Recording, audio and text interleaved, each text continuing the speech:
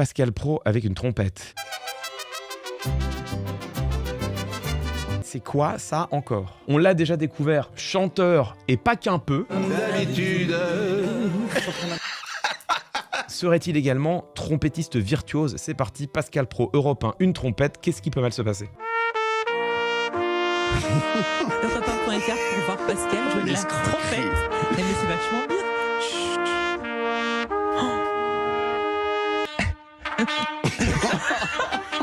Mais ça s'arrête jamais. Bien sûr que c'est fake. Moi, j'étais très triste de m'être fait avoir. Mais t'as pensé que c'était vrai, Pemph? Oh patron, que je suis con. Je suis fatigué.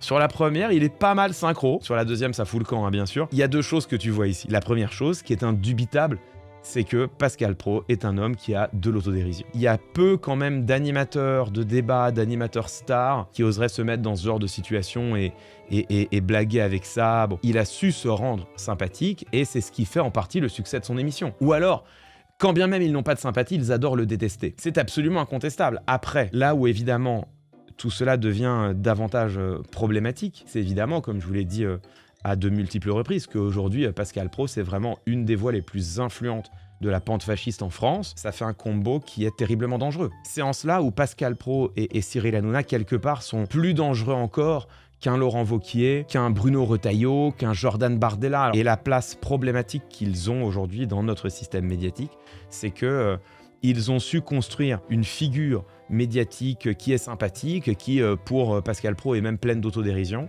Et sauf que derrière, les idées qui sont véhiculées, elles sont une menace directe contre certaines valeurs qui sont au cœur même de notre République. C'est là où vous voyez ce genre de clip, c'est moins anodin que ce qu'on pourrait croire.